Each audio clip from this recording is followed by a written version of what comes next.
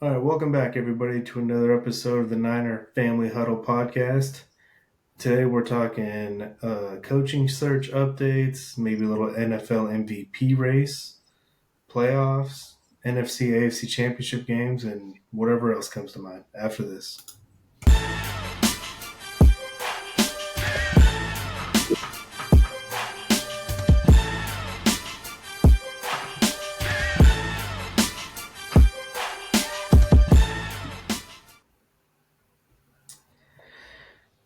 So, as of Wednesday, January 22nd, the 49ers still do not have a defensive coordinator or a special teams coordinator. I was hoping they would today. I was telling Jason if the Jags hired Liam Cohen today, then maybe we'd get a solid announcement, but that's obviously not happening because Cohen took himself out of the running. I was also telling Jason that I saw that the Bucks are paying Cohen to stick around to be their O coordinator more than what he would have made as the Jags head coach. Oh, wow. So that's I just heard someone say that. Not going to confirm that. I don't know if that's totally confirmed, but that's what I heard. Either way, it kind of shows the Jags' job right now is not appealing, and I think their owner finally figured that out because they fired Trent Baalke halfway through their coaching search, which is again, Jason and I were talking about before we started, like what a bad look that is to have your coaching candidates get your GM fired. If Robert Saleh does take the Jags job, and he might not, and hopefully he doesn't, but if he does, where do you guys want to see the Niners go for Plan B, Plan C? Well, you guys are going to hate me, but my plan B that I'd be happy with is Brandon Staley. That's my guy. I think I think he would be a really good defensive coordinator for a number of years until he's too good and he earns another head coach spot. But I'm high on him. He was excellent when he was with the Rams. I know he had superstars all over the place, but I think we have some really good talent as well. And everything I heard from like whether it's Diamador Lenore or just some of the guys in the secondary, they were saying like he's a genius, he's a wizard, he's the Kyle Shanahan of defense, like he's so schematically smart and blah blah blah. So I know I'm kind of the outlier on this podcast with that opinion, but I honestly would be happy. My number one option is Salah. Like, don't get it twisted. That's my number one. But that would be a consolation prize that I would be like genuinely happy with. I don't hate Brandon Staley or dislike him. I don't think I'm as excited about him, but I think he would be fine. He just doesn't get me, jazzed like Sala would if it was Sala. But I do think that Staley would be motivated and kind of have a chip on his shoulder because of his situation with the Chargers, and he's going to want to prove that he deserves another chance. And I do think he's a smart guy, and he has shown that he can be successful at the NFL level. So if they end up with Brandon Staley as their defensive coordinator, I don't think that's a disaster. I think that he's an upgrade over Sorensen, and he might even be an upgrade over Wilkes. So, I mean, I feel like it sucks not to get the guy you really want, but he's better than the guy that you've had in that place for the last 2 years. Not such a bad thing. Other than him, I mean, I feel like the dark horse candidate that's been like lurking the whole time is Gus Bradley. And it's not getting a lot of attention, but I remember like back when he became available, there was some speculation that, keep an eye on Gus Bradley. He's got ties to the scheme that the Niners run, and they liked him in the past.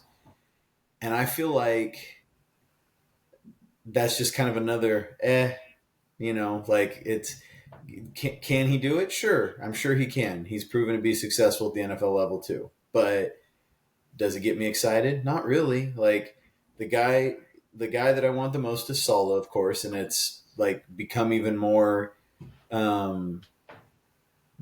like hard to move off Sala now because of some of the other options that have gone away. Because my second choice would have been Ulbrich, and obviously he's off the table now.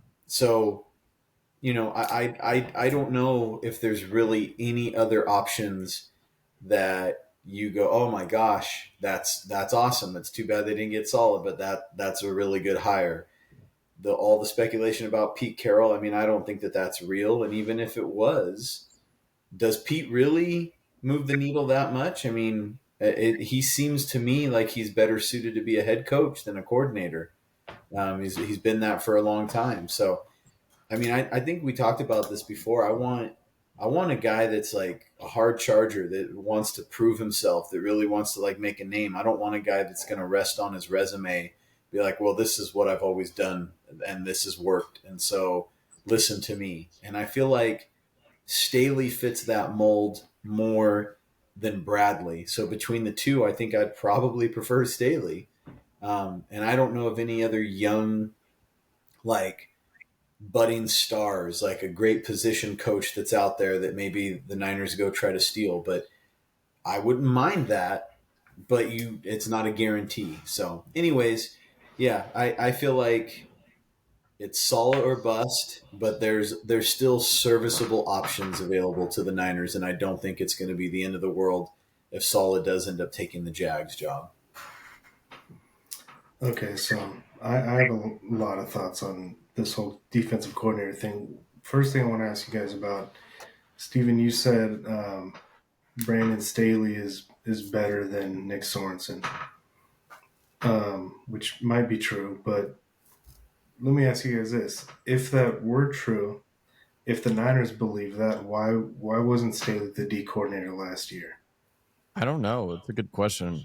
It always seemed weird, and it was almost like a weird thing hanging over the team in the off season.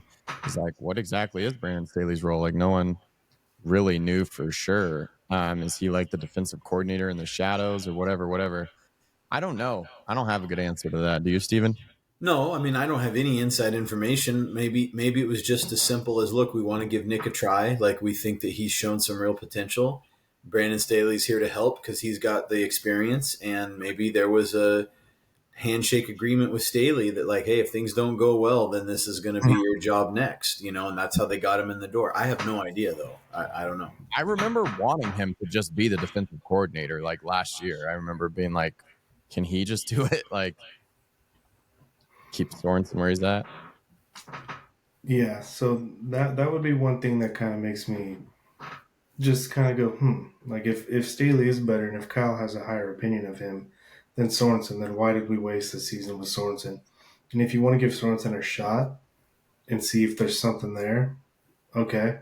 But when the bye week rolls around halfway through the season and it's not going well, why not make the switch? Does he just not? I mean, Kyle hasn't ever fired a coach mid-season, so does he just not want to do that?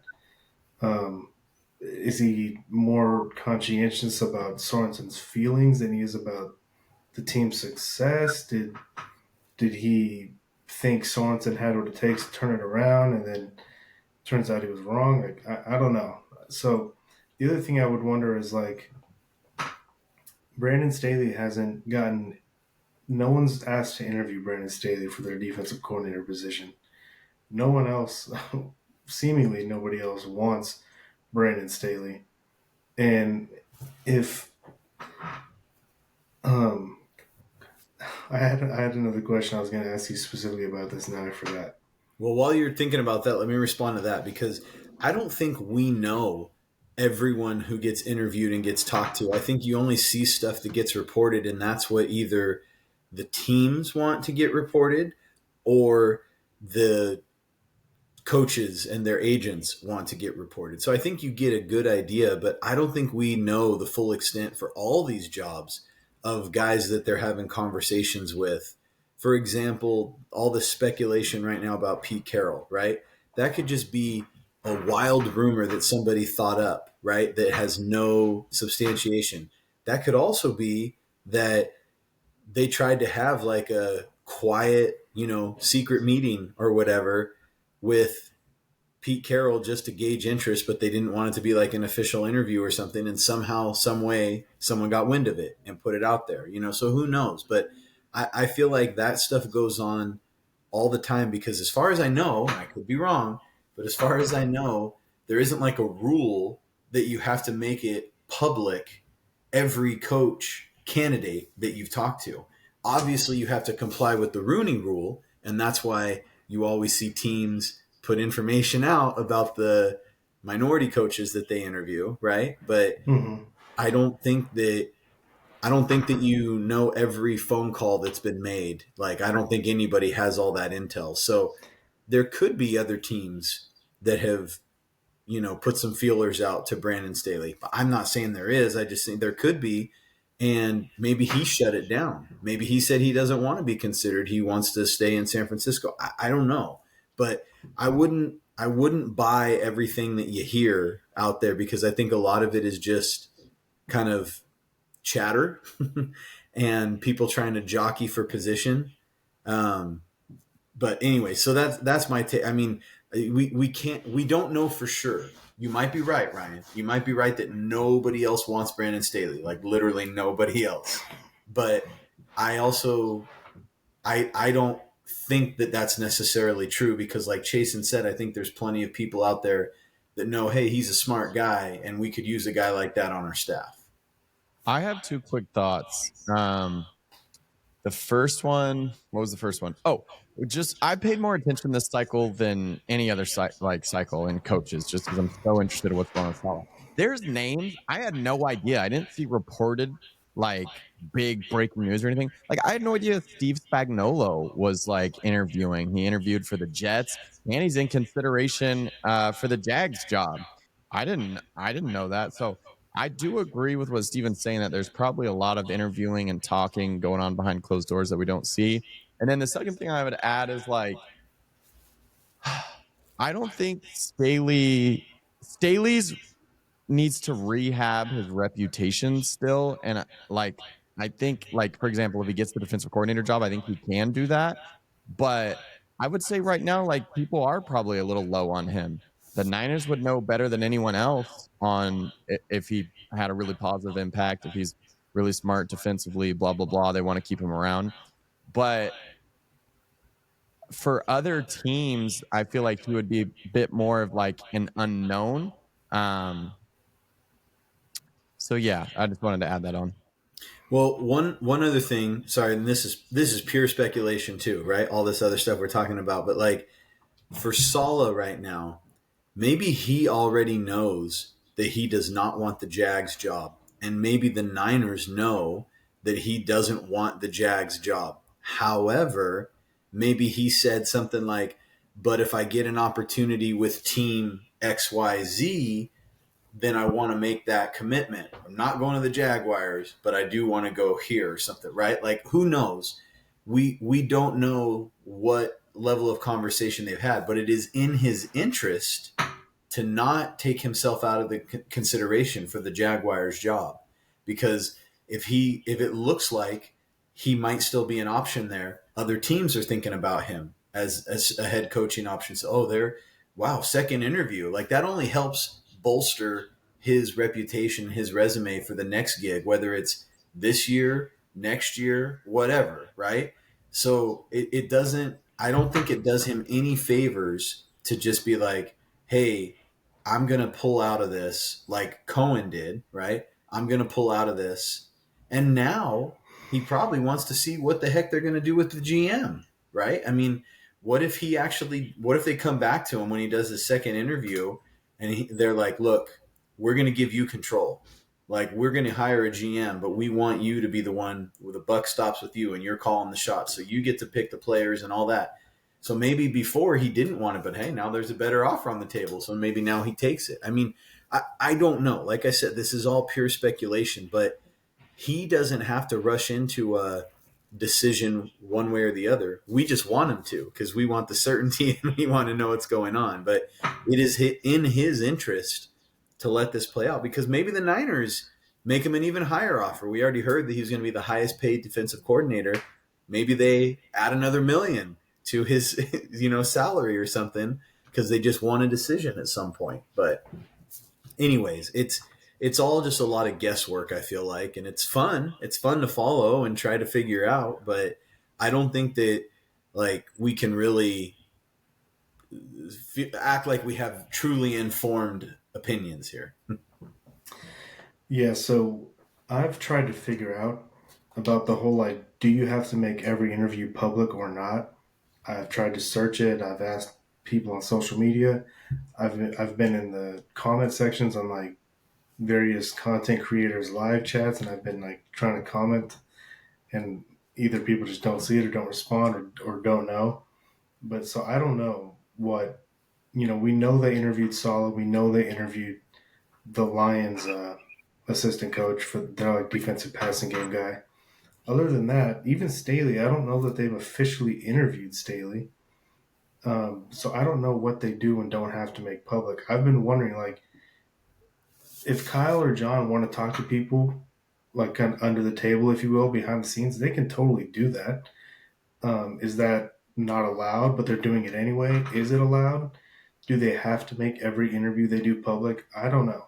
So I've been wondering that same thing. The question I was going to ask that I forgot about earlier that I remember now is this is another one, and I want to be optimistic about Staley. Like, if he gets the job, I'm rooting for him. I hope you guys are right that he's smart and he's good and he does a great job. But I just have like, I'm skeptical.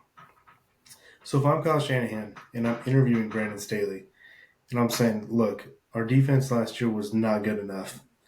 And we know that we need to get some better players, better personnel out there. But as far as scheme and coaching, what are you going to do differently to help us be better? I don't know how he can answer that question given that he was in the building last year. Like, is he going to say, well, I actually had some ideas last year, but I was holding out because I wanted Sorensen to fail so I could get the job? I don't believe he would do that. No. So, like, what is going to be new or different that he's going to provide that he didn't already provide last year? You know what I mean? So, is it just better players, or like I don't know? What do you guys think about that? What is he going to tell Kyle that he can improve? Well, let me just say one quick thing about that, and then Chasen, you can go.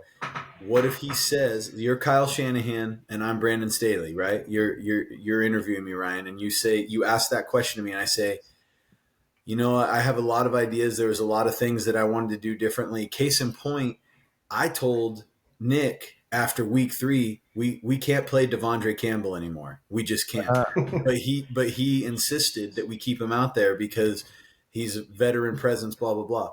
I mean, just that answer right there, I feel like, yeah, that's better right there. But See, I feel like Brandon wouldn't say that because Kyle's the one who probably insisted that Devondre's out there. Maybe, I don't know, maybe, but we don't. But I mean, we're just playing a hypothetical here. But I'm just saying, like, Right.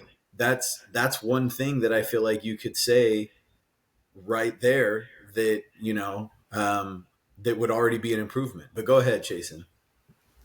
I forgot, what was the original question? Like, what So, would like, Brandon what do you think Brandon could do differently to help this defense that he couldn't have offered last year? Like, would he Well, say, "Oh, well, I would blitz more or blitz in these packages"? Like, well, why not tell Nick that last season? well, I'm sure he did, but at the end of the day, the defensive coordinator calls the plays. So, like, from what I know is that Brandon Staley just handled a lot of the scheme. So I think like critiquing the scheme, that would be all up his alley. But in terms of like play calling, he didn't have anything to do with it. And I feel like the play calling, in my opinion, is really where we were lacking. I feel like we were constantly in a disadvantageous position. So would him being the defensive coordinator last year magically improve our run game? Like, no, we still would have gotten ran over. That's a clearly like personnel. We need better players. But I would say that like last year, I would say we would have had a better defense. I don't know that for sure. We'll never know, or unless he gets hired, we won't know this season. And I also like that he has like a year of familiarity now, like having this year under his belt, getting to learn the players. Like I think that would really set him up to succeed this upcoming year if he's hired. Yeah, that's fair. Okay, so let's say Staley, um, I don't know, he's just out of the picture, and Salah takes the job. is there anyone else? I know we mentioned Pete Carroll, but those are just rumors. Steven mentioned Gus Bradley. Is there anyone else out there that like? So I one of the names I heard was Steve Belichick, Bill Belichick's son, who's the D coordinator at North Carolina right now with Bill. No way. No way. No, yeah, No I way. mean that does nothing for me either. But it was just kind of an off the wall name I heard earlier. Let me ask you guys this actually, instead of names, because like who cares at this point? What do you guys think about the process of the 49ers trying to hire their defensive coordinator? They've only interviewed publicly that I know of 2 people. I don't think they've hired or interviewed Staley, but let's just say they have. Okay, so that's 3 people. Kyle said at his press conference that he was open to different ideas, different schemes. And he also said that one of the tough things about playing in the Super Bowl and then having to replace your defensive coordinator is that all the hiring cycle had already been done. And so he didn't have much to choose from. That's why he took a Hail Mary swing at Bill Belichick. That's why he tried to swoop guys who already had jobs like Ulbrich and Spagnuolo. And he ended up just settling on a guy that he already had in the building. Well, now they're not in the playoffs. Now they've had all this time. They've seen all the coaches that were available. And at least as far as we know publicly, we don't know privately, but they haven't interviewed anybody. So what do you guys, and now they're just kind of holding out for Saleh. Obviously, they really want Saleh, and clearly they think they're going to get him because they don't really seem to be exercising a plan B or C or D. What do you guys think about just the whole process of how the 49ers have gone about their defensive coordinator? Well, who was their other public hire? That's my first question. If we say Salah and we'll say maybe they did Staley, who was the other one? I think his name's Deshea Townsend. He's like the defensive passing game coordinator for the Lions. Oh, okay. Maybe like a DB coach kind of guy. I didn't even realize that. Honestly, they interviewed him like right away with Saleh. They got the 2 like Rooney rules checked, and then they haven't really done anything since. It seems to me like their approach is kind of how I feel as a fan, and that it's like Salah or bust. Like they've clearly put all their eggs into the Salah basket, and if it hits, I think it's going to reward generously. I feel confident in that. And if we bust, in terms of like a backup plan, I honestly kind of think it's Staley. Like I think that they've got, and I think like Salah and Staley and like behind closed doors, like they know that. Like that's the plan. It's Salah or Staley. That's just my opinion. It could, I mean, the fact that the Pete Carroll rumor is popping up makes me think like, oh, maybe it isn't Staley as the for sure backup option. But it just seems like Staley or bust. I kind of don't want to judge the process until we know who it is, because if it's Salah, then I'm going to be like, the process was great. They did so good. But if it's someone I'm not as happy with, then I'll probably be critical of it. It just really depends on the result, I suppose. Okay, so sorry, Steven. Before you go, I want to comment on that because I was thinking about this today. I'm going to make a basketball analogy. All right, let's say you're in a game and the opposing team scores to go up 2 points, and there's 5 seconds left on the clock. Your team inbounds the ball. The guy catches the ball, turns around, and just one hand like baseball chucks it down the court with still 4.5 seconds left to play. Terrible process, terrible decision, but it goes in, and you win the game by 1 point. If I'm a coach, I'm telling that guy and my teammates and the players I coach, don't ever do that. That was a terrible decision. It worked out and we won, but it will never work out again, and you should never do that. To me, that's kind of like what the Niners are doing right now. Like putting all their eggs in Salah's basket is not a good idea, especially given that he's got head coaching considerations. And the fact that your plan B is just a guy who's already on your staff, you interviewed nobody else to bring anyone else to get, even just talk to people to get other ideas about your team and where they're at or anything. To me, even if you end up getting Salah and it's like, okay, great, we got Salah, terrible process. It could have been a disaster if it didn't work out. That's kind of where I'm at. So, well, the thing is, I want to respond now. Go ahead. Okay, go ahead. The response. Go ahead. Well, the thing is like I won't even be mad if we don't get Salah. I'll be disappointed. But if we hire Brandon Staley, if that's the backup option, which it seems the most likely backup option, I will still be happy. And I would say it's a fine process because I'm happy with the two candidates that are in that process. And like, I don't think we really know behind closed doors until we find out who's hired. I think most likely is what I've said, that it's all in on Salah, and if it's not Salah, then it's Staley, and I will be happy both ways. And then when I look at the other candidates in terms of like interviewing more people, it's like I don't know who else is out there that I would want them like interviewing, that I want more. No one more than Staley, or I mean, no one more than Salah. And there's not a lot that I'd want more than Staley. The only one might be like Jeff Ulbrich or something like that. I wish they would have interviewed him. So like, I'm honestly perfectly happy with the two guys that I think are the most likely to get hired, which is why I'm not critical of the process, at least for right now. All right, fair enough. So my answer is going to be completely different. It's not based on the outcome.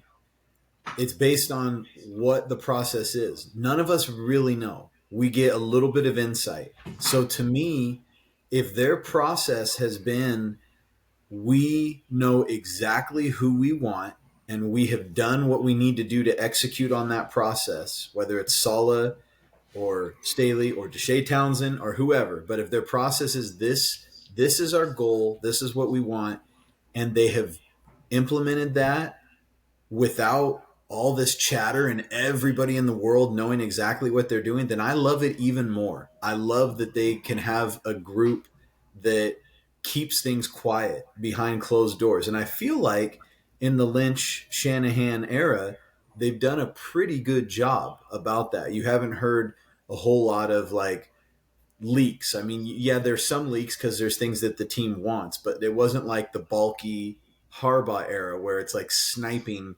everybody and, gossip and whatever all the time. So to me, I love that if that's the case. If the truth is that they thought, oh, Saul is going to want to come back. There's no way that he's going to get a job coming off of that Jets performance. So let's just go make him the highest paid D coordinator in the league, and we got him, and we don't have to do any more work. Then that's a bad process. I don't know that that's what they're doing. I know that that is what it appears that they're doing to us with our very limited information that we have. But I can't imagine that a team and an organization that has experienced the kind of success that they've experienced since Lynch and Shanahan have been there, and that are sit at the head of this multi-billion-dollar, operation, is really doing that. Like, it seems insulting to me that people are drawing that conclusion, that they are literally just like, well, it's all or bust. We're not doing anything else. We're not doing any due diligence and checking up on anybody else. They probably have a list of candidates 100 people long that we don't know about, and that they've already got a lot of intel on. I mean, I can't. There's so many staff members that they're going to have that could be putting that stuff together for them that we just don't know about, right? But right, all we have is what's made public. Right. So if the truth, like I said, if the truth is what it appears to be, bad process. If the truth is what I suspect it to be, that there's a lot more due diligence and things going on behind the scenes, and the fact that we don't know it, like, awesome process. You guys are winning with your process. Might not end up in a good hire. The results could be bad. And if you guys have this fervent belief in Staley and he turns out to be a bust, then, man, you guys were wrong. Bad news. But if they went into this already knowing that Saul is number one, Staley's number two, we've got them lined up, Staley is willing to wait around to see how that shakes out, and they're able to focus their time and energy on other things, getting ready for the draft, doing whatever else, looking at position coaches while everybody else is focusing on coordinators, good on them. Like, good for them for being decisive and able to do it. I just can't imagine that Kyle Shanahan and John Lynch are sitting around patting each other on the back, talking about how this is awesome that we're going to get Robert Saleh and we don't have to worry about anything. Like, I don't think either of those guys are that delusional, nor do I think that, like, they seem like they're both so competitive that they're going to be trying to get every edge they can at every turn. So I'd like to think and hope, got all the media and everybody who's speculating on stuff outsmarted. They've already figured out what they're doing. But anyways, so that's my take on your process question. What I think it is, I love it. If it's not that, then it's bad. Yeah, I hear you, and I think kind of part of what you're doing is you're giving the Niners the benefit of the doubt, right? That they're going through all the back channels and doing what they have to, and I hope you're right. I really hope they are. Unfortunately, the Niners have shown in the past a couple times that their process is bad, and I was just kind of thinking in my head like trading up to 3 a month before the draft for a quarterback, and you don't even know which quarterback you want. That's bad process. Do you buy that? Do you think that's true? I do, yeah. Okay. I think they traded up knowing that they would get one of 3 quarterbacks. Kyle said that there was 3 quarterbacks they liked, and they knew they were going to get one of them, and they didn't know which one. Now And we could why? speculate on which 3 they liked, Yeah. but they did Why? say that they liked 3, and they were happy to get any of the 3. So I think that he's telling the truth with that too. Like, I think that, because I remember him saying that this gives us a chance to actually meet with these guys, spend more time. Like, we don't have to worry about, who's going to jump in front of us, whatever, right? Like, they that was part of why they did Well, it. they still can though. You're at 3, not 1, No, so you can sure, still get sniped. but if you know that you like 3 guys and you're at 3, then you're in good shape. Right, So but so the outcome of that turned out very bad. Trey Lance was a bust, right? So the outcome was bad. I don't know that I necessarily think the process was bad. I do. Okay. I mean, I Because I feel like mean, you're it, trading 3 first-round picks and a third-round pick, and you don't even know which player you're going to get. You don't even know which player you want. You just know you've got 3 guys, and you've got to assume they liked one guy the most, and a second guy the second most, and a third guy the third most. What if you get your third guy? You just trade 3 first-round picks for your third favorite quarterback. well, potentially, if you think that you're drafting Peyton Manning, Tom Brady, or Patrick Mahomes, which I'm not saying that those guys were or that they should have thought that, but if you think that there's 3 can't misses at the top and you're happy with any of those 3, then yeah, those guys are all worth 3 first round picks. And especially if that's what it takes to get there. I know we can't have that conversation about those quarterbacks because now we know what they were, right? So it's hard to Right. remove that from our brains. But I'm saying that if you truly believe that you are going to get your franchise guy with a top 3 pick, like you think you're going to have your quarterback for the next 10 years, to me, it's not a bad process to trade 3 firsts for that. It's bad when it doesn't work out. The outcome is bad. So that's fair. I still would disagree because, like, why not just trade up on draft day? Why do you do it a month before? Um, but that's fine. Maybe it's bad process. Maybe it's not. What about the other one I was thinking of was like they got hyper focused on signing Kirk Cousins in free agency when they first got hired. Mm-hmm. They were so hyper focused on it that they didn't even bother scouting the quarterback class, which just so happened to have the best quarterback of our generation in the draft. And Chris Sims has been on record saying he was texting Kyle like, "I know you guys want Kirk. I know you like Kirk, but you should take a look at this Patrick Mahomes guy." And John Lynch has even said that when he was going to like uh, pre-draft workouts and he saw Mahomes throw, he was even saying like we were just there as a diversion. We wanted people to think we were drafting a quarterback, but we knew we were getting Kirk Cousins. And then he watched Mahomes throw and he was like, maybe we should take a closer look at this guy.